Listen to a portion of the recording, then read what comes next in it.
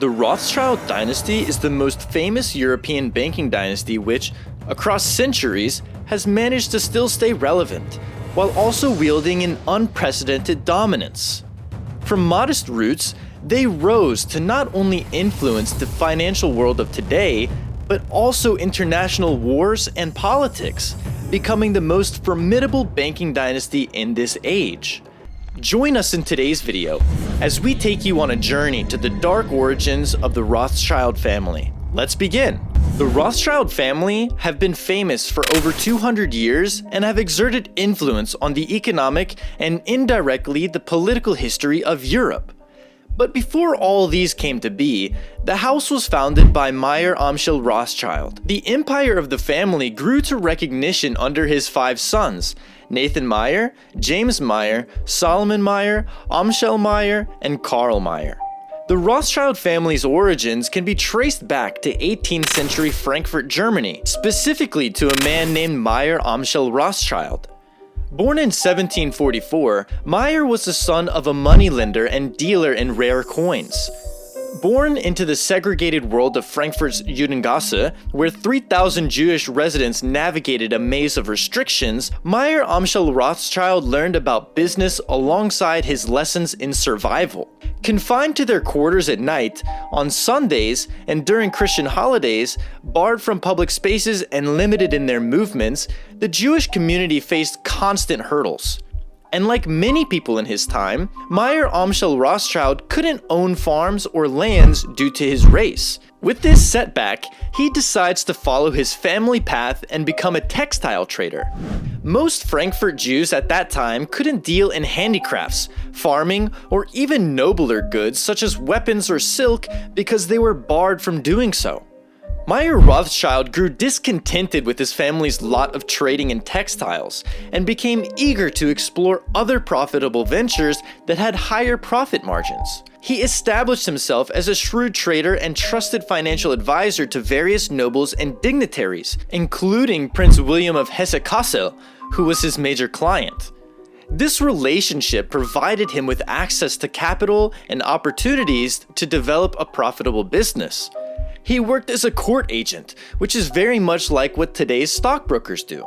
Working with Prince William proved profitable, as he was his go-to person for purchasing gold coins. Mayer would buy these coins with borrowed money before selling it to the prince, acting as both buyer and seller. Today, this practice is known as front-running.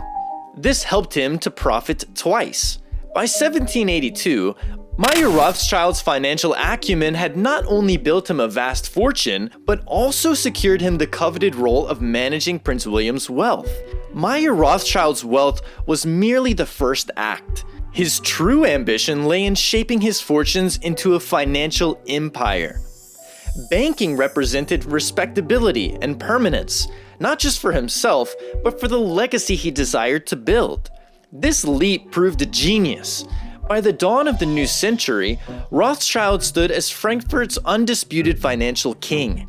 Yet, for his insatiable drive, this was just the first conquest. Fueled by ambition, Mayer in 1769 petitioned Prince Wilhelm for the prestigious title of court factor. This official recognition of his service to royalty not only bestowed prestige, but also allowed him to display the Hesse and Hanau coat of arms on his house, a silent advertisement of his royal ties.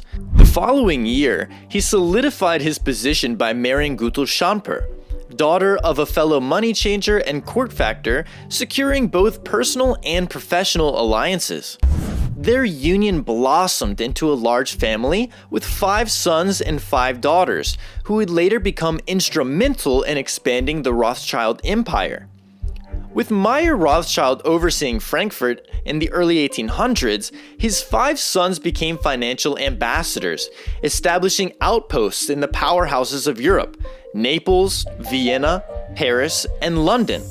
This strategic diaspora transformed the Rothschild into the first global bank, transcending borders and reshaping the very landscape of finance. Their influence, fueled by the constant churn of war, saw them secure mountains of bonds from indebted governments, while shrewdly diversifying their wealth across an array of industries. Thus, the Rothschild name became synonymous not just with riches, but with financial mastery that stretched across continents.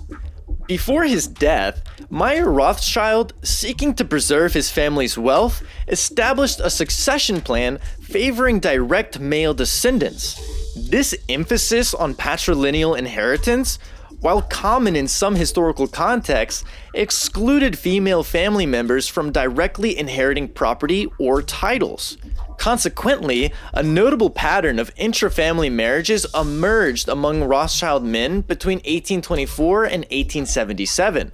Of the 36 marriages during this period, 30 involved unions within the family, primarily with first or second cousins. Only 4 Rothschild women and 2 men chose partners outside the family circle.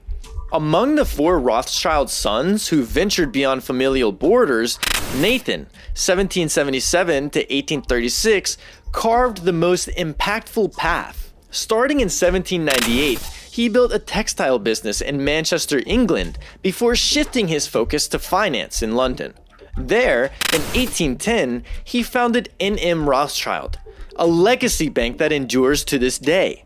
As of 2022, it boasts 2.97 billion euros in revenue, 606 million euros in net income, and a staggering 101.6 billion euros in assets under management. Similar to other Rothschild banks, N.M. Rothschild & Sons proved critical financial allies for the British government during turbulent times. Throughout the Napoleonic Wars, the bank facilitated and financed subsidies to allied nations, shouldering the burden of paying British troops and essentially becoming the backbone of the war effort. Nathan Rothschild's ventures extended beyond banking. In 1824, he co-founded the Alliance Assurance Company, now part of the RSA Group, with Moses Montefiore. A decade later, he secured control of Spanish mercury mines, granting him near monopoly over this crucial element for gold and silver refinement. This proved instrumental when N.M. Rothschild & Sons began refining valuable metals for the Bank of England and Royal Mint in 1852. Nathan Rothschild, a titan of finance, laid the cornerstone for a family tradition of philanthropy, particularly within the Jewish community. Initially focusing on London synagogues, his efforts culminated in the creation of the United Synagogue, uniting resources and amplifying their impact. The family's scope later broadened, embracing initiatives in Paris and London that extended beyond religious needs. Notably, they supported the fledgling nation of Israel through infrastructure projects like housing and government buildings. Louise, Nathan's youngest daughter, and her 7 daughters became stewards of many of the 30 Rothschild charitable foundations in Frankfurt, encompassing hospitals, libraries, orphanages, and educational funds. However, the next century witnessed challenges to the family's fortune. Wars, political upheaval, and internal rivalries took their toll. The Naples branch of the banking empire closed in 1863, followed by Frankfurt in 1901 due to the lack of male heirs. Vienna met its demise in 1938 under the shadow of Nazi persecution, forcing its closure. During World War II, the Vichy regime in France seized Rothschild properties, while the Nazis plundered art and valuables from the Austrian branch, some of which were later returned. Throughout the years, grand Rothschild estates were generously donated to various entities, including governments, universities, and other organizations. Over generations, the vast Rothschild wealth has branched out through inheritance and marriage, diversifying into a multifaceted empire. Today, their holdings dance across industries, from financial services and real estate to mining, energy, and of course, the renowned philanthropic endeavors. A string of more than a dozen wineries around the world adds a touch of vintage to their portfolio. Traditionally, the Rothschild favored the discrete power of closely held corporations. This commitment to private ventures continues to serve them well, with their companies thriving today. For many family members, their livelihood and legacy intertwined directly with these enterprises, either through employment or strategic investments. By the 1970s, the sprawling Rothschild banking empire had shrunk to three main branches: London, Paris, and a Swiss bank established by Edmund. However, fate dealt a harsh blow in 1982 when France's socialist government nationalized the Paris bank, seemingly dissolving this legacy branch. Undeterred, Edmund remained independent, but still extended a helping hand to his cousin David, who kept the spirit of Parisian Rothschild banking alive by founding Rothschild and Compagnie Banque in 1987. This act of family solidarity paved the way for a remarkable reunion. Over the next 2 decades, a tide of unification began to rise. In 2003, the British and French branches joined forces under David's leadership, marking a significant step towards reconsolidating the family's financial footprint. Finally, in 2008, after nearly 2 centuries since Meyer Rothschild's 5 sons fanned out across Europe, the scattered holdings were brought together under one umbrella company. This marked a triumphant return to unity, a testament to the family's resilience and unwavering commitment to their financial legacy. The Rothschild saga, stretching across centuries, echoes with tales of remarkable success. What propelled them to such towering heights? A potent cocktail of factors, it seems. A deep faith in cooperation, the fiery spirit of entrepreneurship, and an unwavering commitment to smart business principles. Their motto, Concordia, Integritas, Industria, whispers the recipe for their journey: harmony, integrity, and relentless industry. Leading the family today is Jacob Rothschild, the 4th Baron, his title echoing the family's enduring wealth and influence.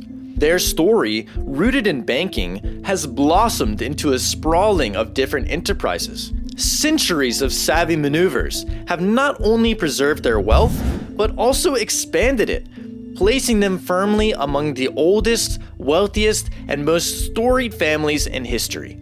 There you have it, the dark origins of the Rothschild family. Do let us know what you think about the family's rise to prominence in the comment section below.